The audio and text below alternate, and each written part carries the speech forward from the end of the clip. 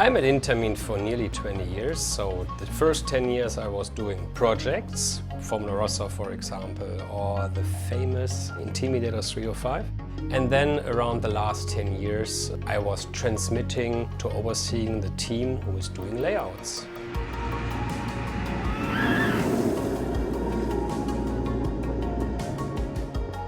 For me, roller coaster design is something like not playing music, but like composing music. So every roller coaster should have an identity. Every roller coaster should also have its kind of unique beat, its kind of unique rhythm.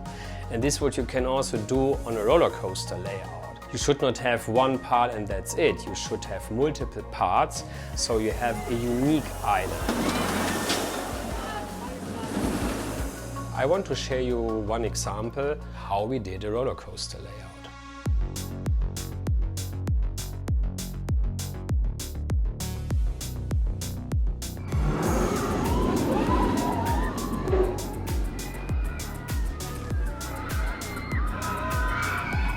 So some years ago we were approached by Park Asterix for a new LSM coaster.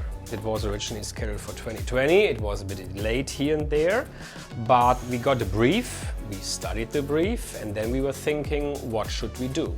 Okay, they want to have an outdoor ride, they want to have a ride with a very strong appeal, they want to have a ride with a very high capacity.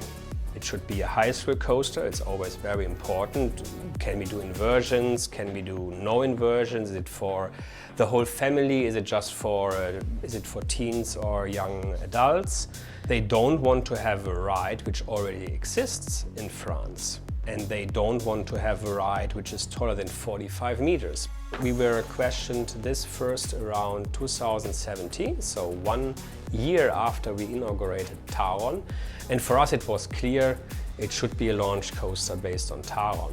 But the launch coaster should be unique, the launch coaster should have a very strong appeal, and it should be something what we haven't done before.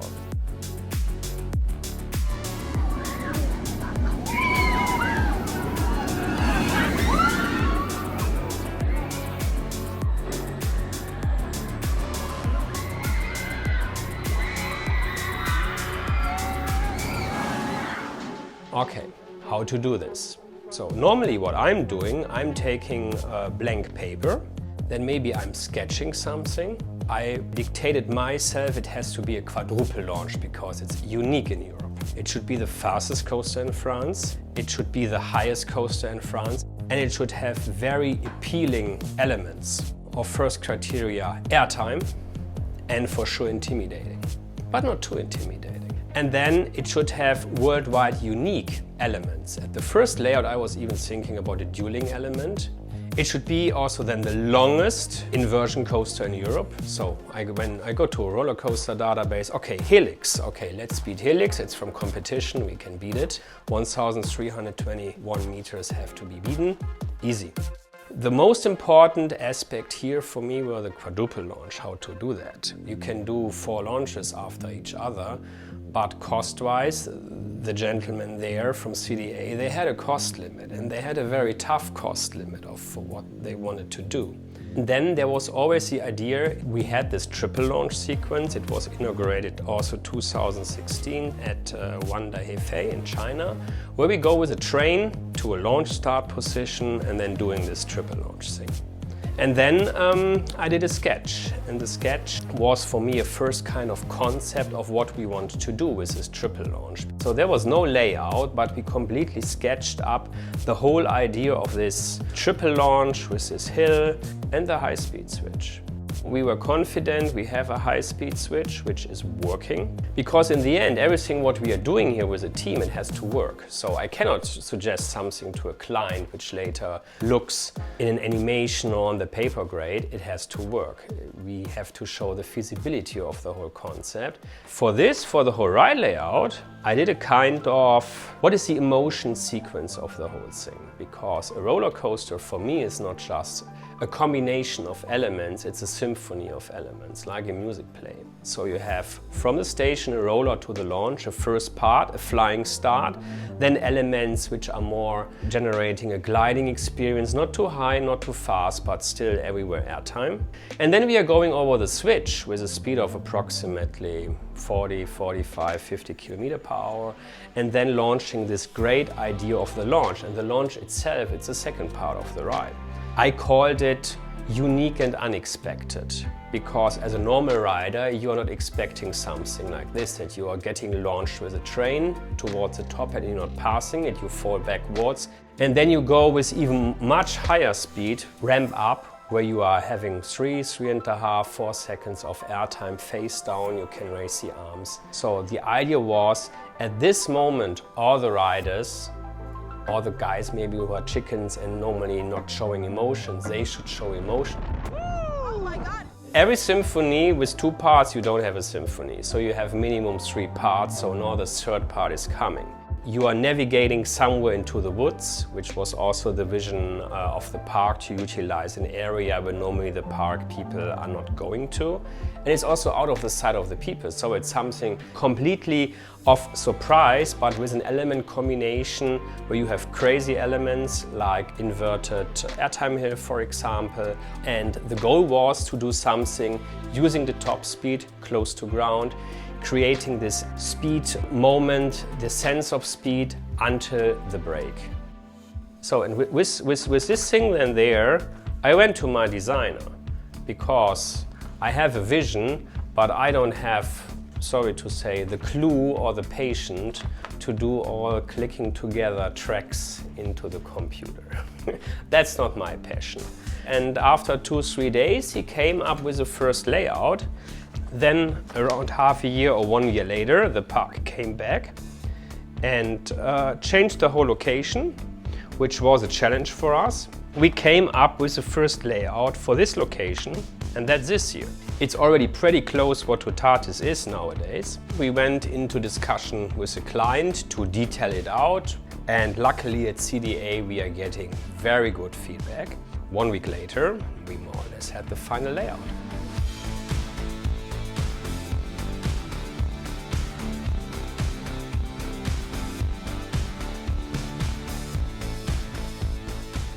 This process is also standing for most of the other layouts we are doing. So the client is coming with a kind of understanding or requests with restrictions. We have maybe an area where we have to place our roller coaster, and then we are going into the creative process, which our thoughts we put on the white paper, sometimes sketches, sometimes no sketches, and then we are starting the layout process within our proprietary software system, similar to No Limits, but the engine is able to do a bit more, especially also calculation-wise, because in the end we want to have a product where we are aware it's rideable, it's enjoyable, and you are creating fun.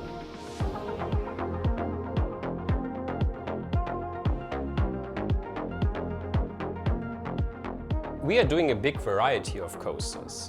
Big launch coasters for sure, but we developed also a very small version launch coaster-wise. Not using LSM launches, but a very powerful, strong tire launch. And you are sitting on a single rail coaster. The same seats like we are using also on Toutatis, Taron or Velocicoaster. And the coaster design itself, it's completely different. With a hot racer coaster, specifically for smaller parks, we can do layouts which are feeling like a big roller coaster. When you're riding Mahuka, and I did some weeks ago, it's delivering airtime, it's delivering moments of inversions, it's delivering everything what a big roller coaster is doing, but on a very compact place. Here we are seeing the train also on the key element of Mahuka. So the park wanted to have some high element, and we are saying, okay, why not combining one track with the other? Because the launches are also very close towards each other, and therefore we are launching to the same element, but it's not the same element. The whole idea was the people coming from the park, they are going below the element straight towards the station. But then there was a question, can we even combine this? Because we wanted to have a kind of gateway or an arch. So we don't want it to have a lot of columns below this. There we worked then together with computer models, structural engineers, to really see already in the process of designing the ride that this idea is working, because one track is supporting the other track, and that's this genius idea behind this entire structure here. We can also have a look at the digital version of Mahuka. With such models, we also have a look more technically what is feasible or what is not feasible in terms of constraints, like walkways where you need to have clearance envelopes, exit station passes or other roads they want to maintain for other rides, for example. The biggest or most important understanding for us is, are we delivering a great ride experience? And since innovation is our DNA, every ride layout should get better than the other. So for us, we don't want to do copies, we want to bring in innovation step by step, doing the next big thing or the next unique thing. This is also why the whole team lives the terminology roller coaster. So we are riding roller coasters together, we are watching them to find out what can we always improve.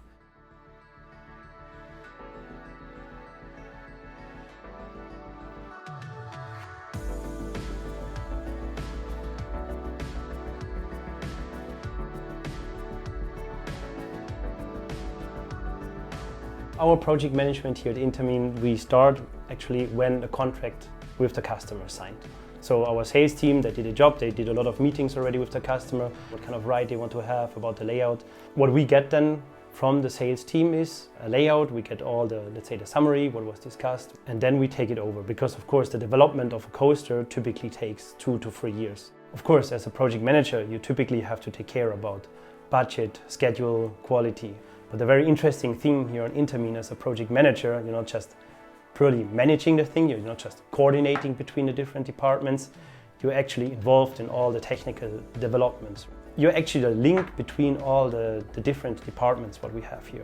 We have ride system engineering, we have the designers taking care of the vehicle, we have the calculation, and all this, as a project manager, your job is to link all these disciplines and to bring this product later to a success. With a project manager, you're the link to the customer. We have, of course, different customers, right? Some are super interested, they want to be involved in every single step, especially of the layout design. On the other hand, we also have customers who say, okay, look, you're the experts, give me a great ride afterwards. So we have different kind of customers, and you have to adjust to all the needs, right?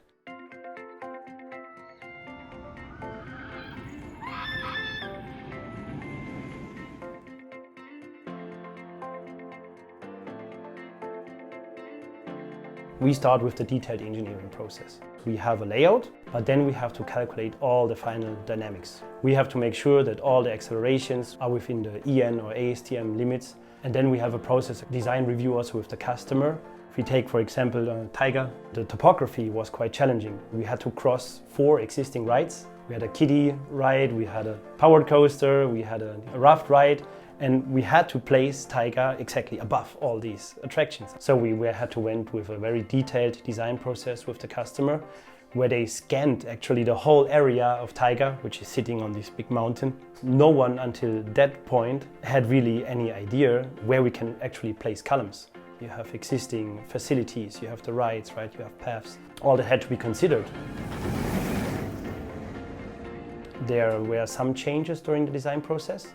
For example, there was at the beginning an airtime hill, but we at the end had to change to a side-banked airtime hill because the accelerations were too strong for the passengers if we would have turned so fast. So we decided just to do sideways. Then we had to, of course, design all the columns.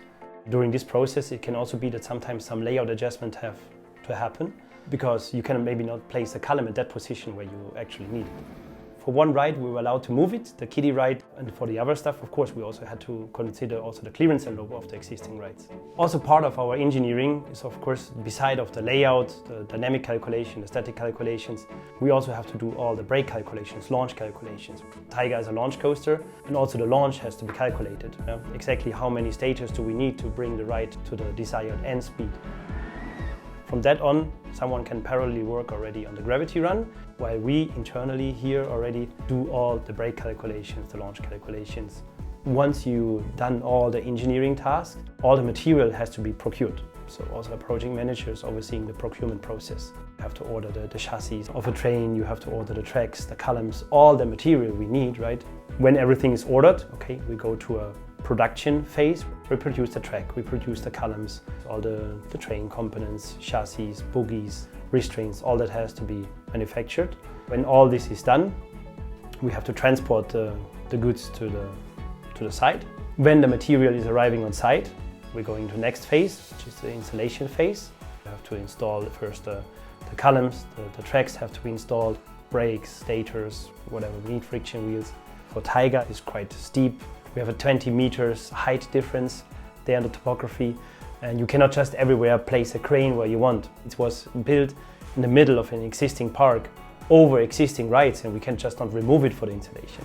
You have to define an installation sequence that when you're installing the track, you're not blocking yourself later, right? Because you're limited with the crane places where you can place a crane. You have to work yourself more or less out of the park, because there's also only one path which is going up the hill, because as soon as we closed the ride, you could not access anymore with any bigger crane. That was for sure pretty challenging. The moment as soon as everything is installed, we are setting the trains on the track, and then we have to commission the ride. For example, if we have a launch, we do first small launches and increase the speed every time. Typically we have multiple launches, so you first commission the first launch, then the next launch, then step by step you made it then through the layout until the moment where the train really passed one time the layout, and then you can start cycling. We're doing also G-force measurements to see that also the passenger accelerations are within the limits of what we calculated, and only from that moment on we can put a second train on, because then we're sure everything is verified, and then we can continue with the commission. We tried several days just to run the ride with dummies, just to see that everything is running stable, that before we open the ride is really working properly. When everything is commissioned, we have the handover. You sit together with the customer, you see that, let's say, everything performs according to the contract. Maybe they have some additional requests or whatever, what they still would like to adjust it. And if all sides agree, of course, we sign a handover. That's, of course, always a big moment for the customer, because then from that moment on, this is their ride.